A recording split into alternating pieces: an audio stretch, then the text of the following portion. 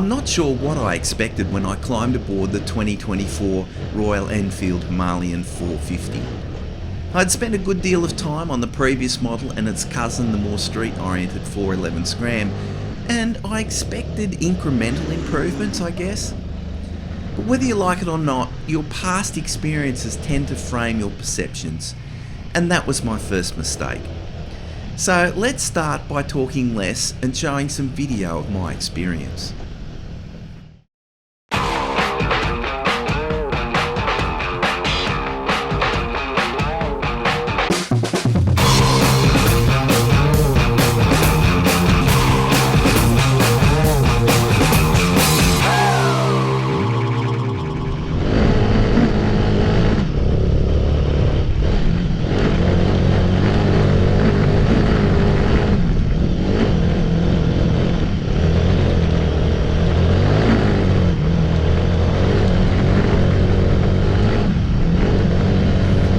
This is one of those typical hill climbs you find in the Victorian high country. It's steep, rutty and slippery, and if you're not on the gas or don't have the power and don't pick your line, you're not going to get to the top. As usual, GoPro doesn't do it justice, but I'd rate this climb as difficult, and in a riding group of say 100 average skilled adventure riders, about 50% would not make it to the top, and many would turn around before even attempting it. You learn so much about a bike climbing and then descending hills like this. In those couple of minutes on the bike, it became apparent to me this new 450 would indelibly stamp its presence on the adventure market. Okay. Clubby, you've ridden these in India. Going to put into the Aussie context now.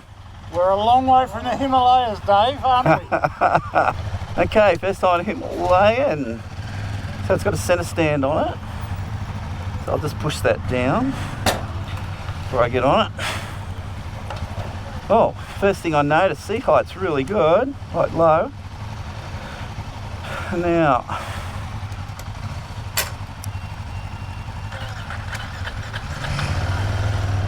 okay, ride mode, performance, rear ABS off. It was as simple as that, so quite easy to do. Just a one button.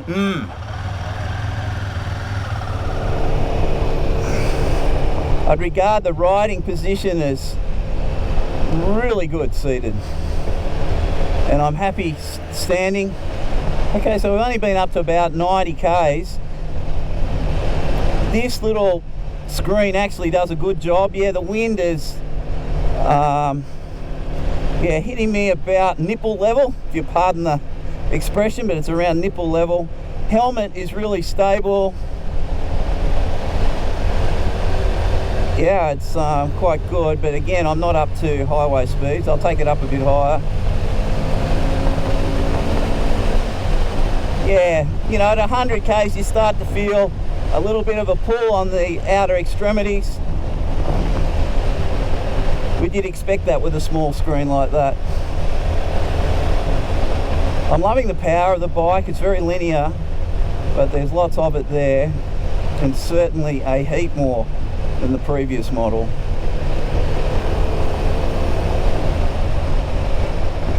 Two-finger job on the front brake, and it works well.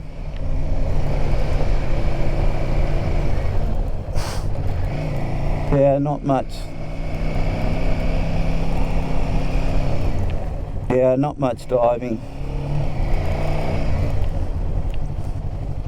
Yeah, good. Yep.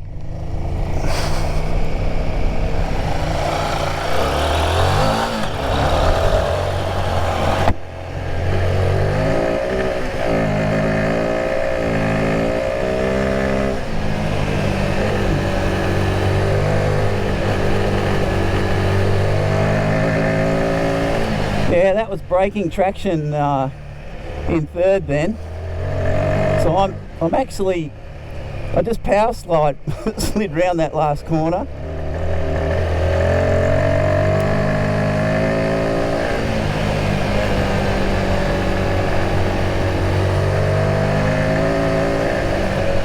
Yeah, it's got stacks of grunt.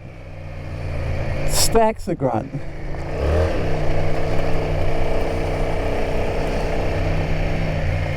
I'm liking the standing position on it.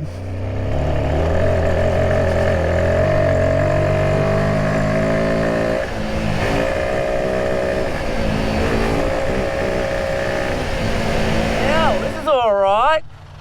Another ball game. Power slides in third gear.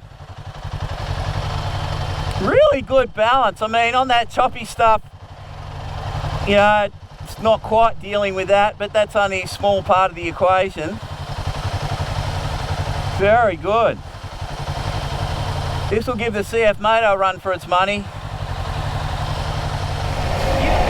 Okay, let's talk a bit more about ergos. Because the engine's certainly there.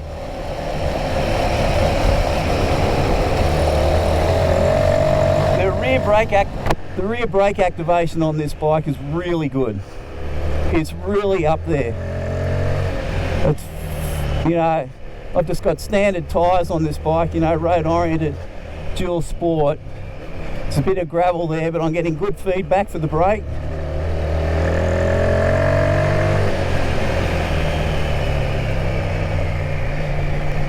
And front brake's really good too. I'm really happy with that. It's got good feel, it's powerful. Yeah, jam it on, yep.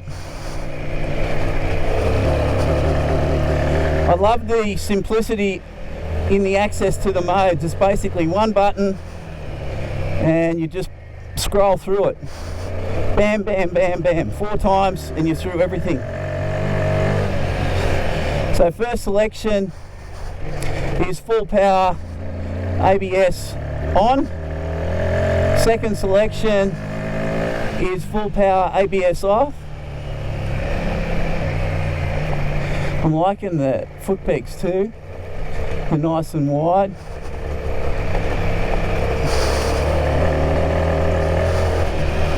And then you've got the same selection for, I think they call it eco mode, which is basically the same power as the old 410 engine had, or 411 or whatever it was. That's third gear pulling. I pulled from about 2.4 then. So it's got a nice linear power delivery. It's not intimidating, but if you want to give it a squirt, the horsepower and torque build quite well.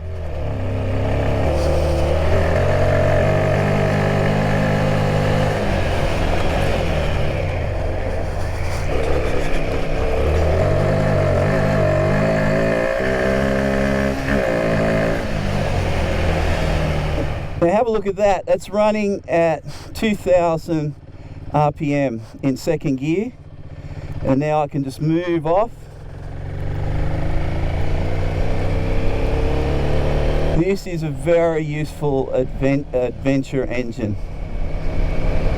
Like that gradual building in power. It's very useful. Well, let's take it down. Let's see what we can get it to. It's in third gear. It's in third gear. Dropping to, not that you'd ever do this, but it's just to demonstrate how good the engine is. Okay, that's chugging along in third gear at 2000 RPM. Right, now we get going. See that? That's a great little bike. That's a great engine.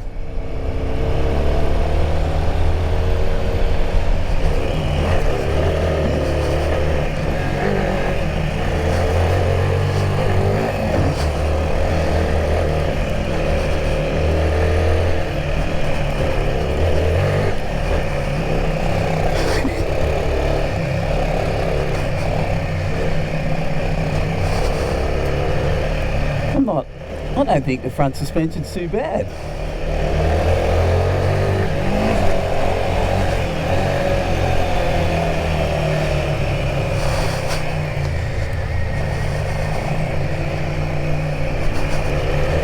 Woohoo!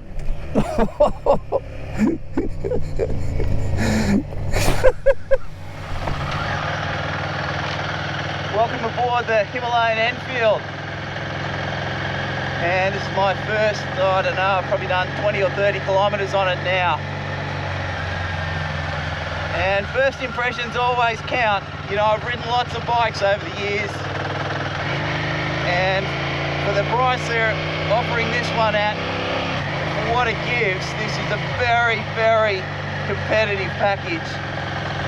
You know, the 450 area now, like last week the CF Moto was launched, and this week the Himalayan Enfield was launched in Australia. If there's any advice I would give you, if you're considering a 450 at the moment, is to test ride both the CF Moto and the Royal Enfield and understand what you need in adventure, because the two bikes offer slightly different things. The CF Moto 450, you know, I think that's more, or a little bit more road biased or track biased, and the Himalayan is a little bit more dirt biased. Time to hit some water at speed and test the electrics and the positioning and protection of the air filter from water. Well, that's what I say, tongue in cheek. In all honesty, I just love hitting water at speed and wetting mates. Unfortunately, Joe let me get ahead and paid the price.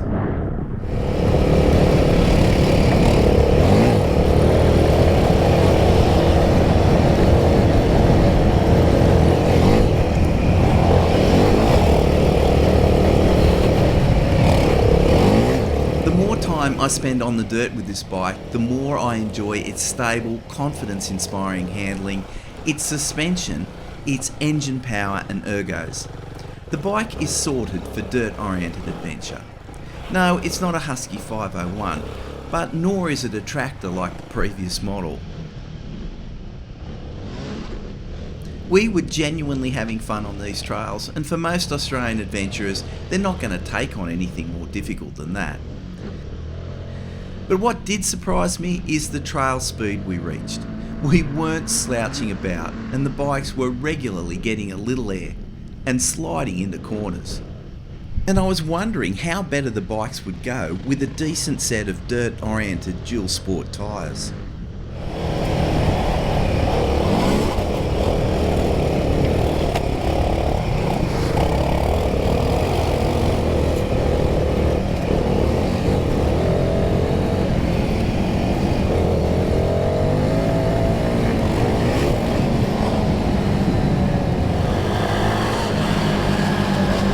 With the set-top box on the rear, Joe looked like a postie on steroids as he punched the Himalayan through the forest. And during this fun, my mind started wandering. The bike had a 10,000 kilometre service interval, a 3-year warranty, which is just unheard of, and roadside assist, and rocked in under $9,000 on road. You gotta be happy with that.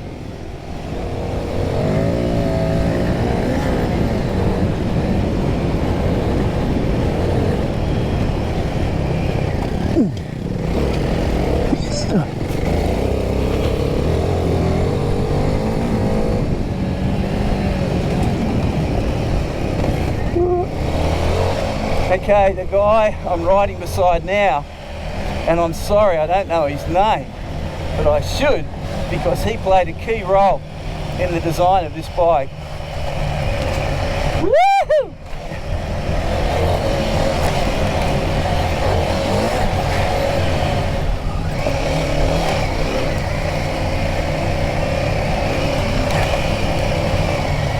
It must be pleasing to see guys having so much fun on this thing that he's played a huge part in creating.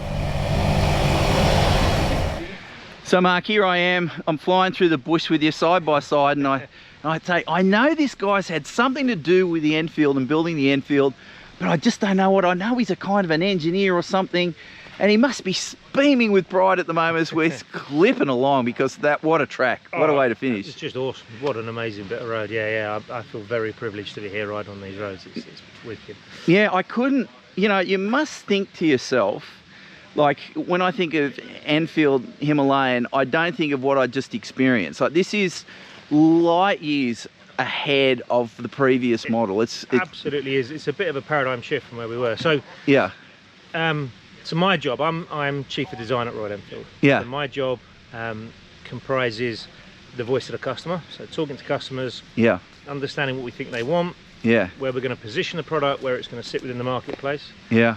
And then also I head up the industrial design team. Yeah. So I look after the teams that do Yeah. the conceptualization. I've got a small concept engineering team that sit with me. Yeah, so you get on that bike and we were, okay, the forks aren't adjustable, but they didn't bottom out Not at all. Not at all. They were brilliant on that. So when we started the project, one of the key things we wanted to do, we talked to customers and we understood what they told us they wanted. Yeah. And everybody loves the Himalayan. So the 411 Himalayan became a worldwide success. We sold over 200,000 units. Yeah. It's done incredibly well globally. Yeah. And there's a bunch of stuff about that bike that we wanted to maintain because people loved it, and they loved it because it was accessible, because it was easy, because it had great ground access. Yeah. But we knew there were some areas we could improve. We knew the performance was down. We knew that the front brake wasn't great. Suspension was always actually very good. Yeah. We knew we wanted to increase ground clearance, so we took each of those parameters and we said, okay, we want to improve in these areas, but what we mustn't do is throw the baby out with the bathwater. Yeah. Really critical that core DNA that made the original 411 so popular carried through on this bike. And I think as soon as you sit on this bike, it feels familiar, but not. It's like, I know this, but this is everywhere you look at it, it's an improvement. So you look at the performance, you look at like the torque curve and the brake horsepower curve. Double. We've taken the same shape, it's the same curve, so you've still got that lovely low down tractability, that rideability. But we've doubled it. But if you give it a bit of stick, like I was power sliding in third round corners today, so it's accessible, but for those riders with a bit more skill, it also gives them access to a different ride. That's 100%, and that's something actually that you find on quite a lot of our bikes. For all our bikes, that very neutral handling characteristic, that easy to ride, which makes it fun for everyone. Yes, that's a core to our product. You've certainly kept that, and what's so interesting now, CF Moto 450 MT came out the other day. Clubby rode that. This is more dirt oriented, but I can't get over how dirt capable that was today. It's a paradigm shift. People who think they know what a Himalayan Enfield is, they need to stop, rub out all of that. They actually need to sit their ass on one of these and go for a ride. 100%. If you're unsure, for God's sake, go for a ride on that, isn't it? I mean, the starting point for this bike was we wanted to make a bike that was genuinely not just best in category or class. Yeah. We wanted to make the best bike for going around the world on. Because there are lots of bikes that are brilliant. Everybody makes fantastic bikes, but there's no way I could have done any of what we were doing today on a big 1200. No, it would have scared the crap out of me. No. And when you think about the cost of those, so I know this is a bold statement and has to be caveated a lot. Yeah. But I genuinely reckon this is the best bike available today. Yeah. If you look at the price point, if you think you're genuinely going to go on a long distance journey in Australia, under $9. Insane.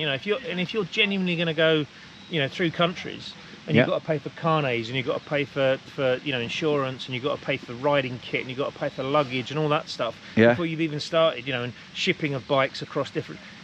This is hopefully, we've tried to make the best bike, if that's genuinely what your goal is to go and actually explore places and see places. But when you get there, whether it's on an amazing mountain road like Mount Buller that we rode this morning, which I just loved, awesome bit of road, or the kind of the off-road trail stuff we were doing today, the bike should give you a big grin. You should enjoy it, and so and we were so happy. We all had big grins at the end of it. Yeah, absolutely. Well, mate, look forward to listening to your talk tonight. Congratulations, you guys have done an outstanding job, and that's from a guy who's been riding. This is my 50th year of riding bikes this year. Wow. So I've ridden a lot of different bikes, and it's up there. And this isn't about because I'm coming on a junket. This isn't about anything else than it's genuinely a bloody good bike. And for the price, when I throw those two factors in together, I'm excited, genuinely excited. So well done. Good. No, it's Thank a cracker, mate.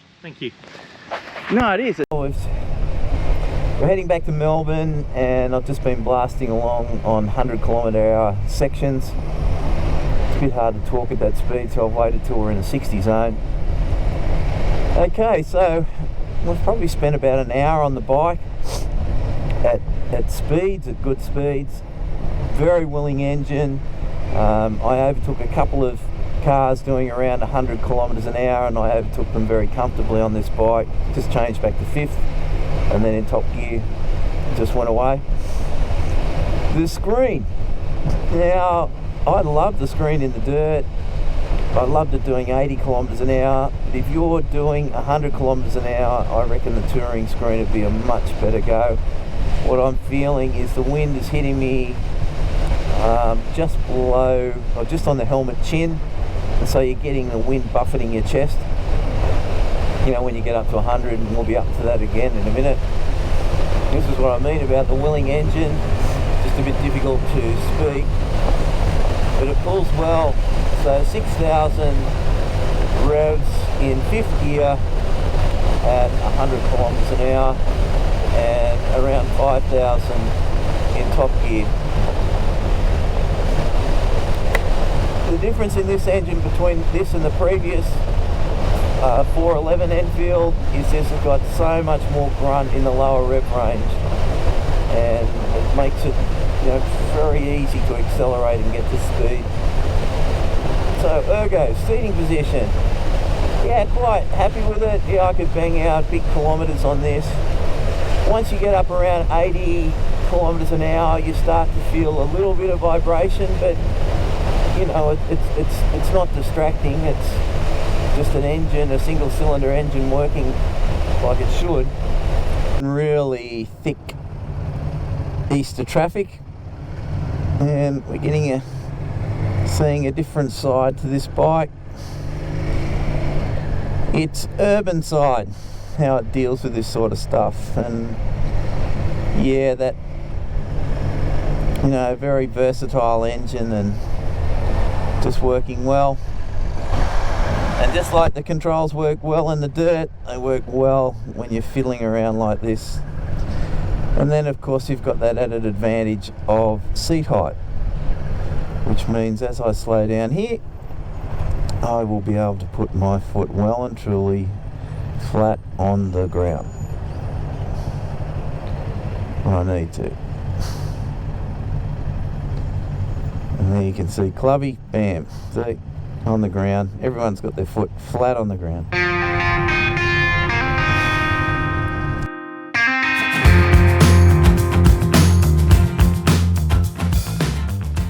Okay, time to sum up what I discovered. It's worth pointing out this is a first impressions video based on 2 half days of riding the bike. Typically on this channel we do thorough reviews covering thousands of kilometres over a couple of weeks. So with that in mind, I'll provide a quick summary of the key points I found. Ergos are excellent for my 178 centimetres height, good standing and seated positions. Seat height is really low with flat feet comfortably on the ground. Controls are excellent, with the standout being activation, feel and power of the front and rear brakes. If you're intending on doing lots of highway miles at 100 kilometres an hour, get the taller and wider touring screen. ABS and power is controlled by a mode switch, very quick and simple to use, and will stay in the position you choose while the bike is left on. However, you cannot move from ABS to no ABS without stopping. Foot pegs are a little bit low, but are wide and comfortable. Ground clearance is good, but if you're thinking of jumping logs, you'll need the heavy duty bash plate. The engine is a real strength of the bike. Accessible torquey power from around 2,500 revs onwards. Nothing like the previous model at all. It's a real gem that allows overtaking at freeway speeds, although it does get a little bit vibey at that speed. 10,000 kilometre service intervals. The suspension surprised me. With the exception of preload on the rear, there is no adjustment. But yet I found the front fork surprisingly good. For the most part the rear was good, except when encountering corrugations in corners, and that showed its limitations. Build quality of the bike was at a high standard and backed up with a 3-year warranty and roadside assist. Not many motorcycle companies provide that level of after-sales protection. Now, not much to do to make this ready for a round the world adventure. Bark busters, a touring screen and a heavy duty bash plate is all I'd need. Price is a staggeringly good value at $899.90 AU on road. So that's it for Motorcycle Adventure Dirtbike TV for this week. In the next couple of weeks we ride the BMW 900 and we're going to give that a thorough workout. So really look forward on talking to you about what we find in that review. Until then, catch you later.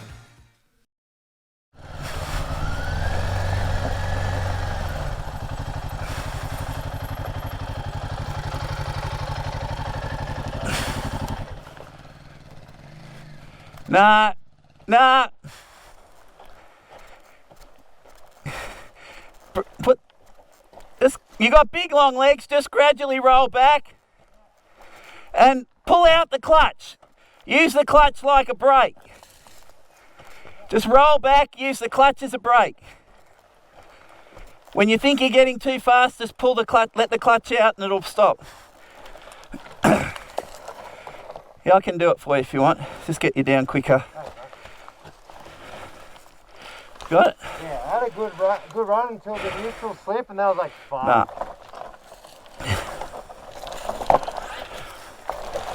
See how I'm just letting that out? Yeah. I can't even fucking see where I'm going. But You're still good. you know the great thing about this bike, the seat height. Taking those back down. I nearly had it on a second crack too. I was fucking... Okay, so what you should do this time, just keep it in first. Yeah. And just rev it.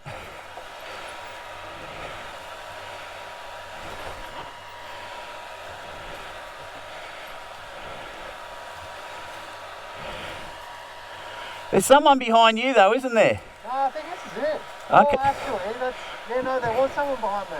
No, I'll do you first. Alright. So. Oh yeah. Go. Now he's in second. I reckon just do it in first. Do it in first. Make life simple for yourself. Yep. Here's another guy. Up you go. Good. It's got two cars coming out. Yeah, no, I'm just trying to get this guy up. He got stuck. I've just told him to...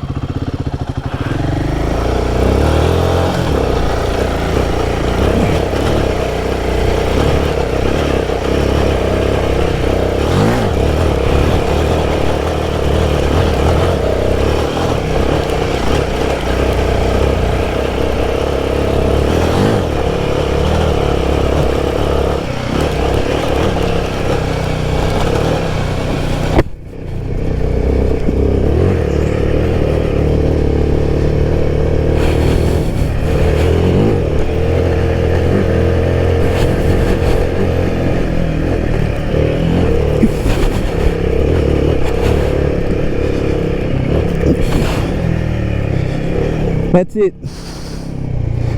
That's it.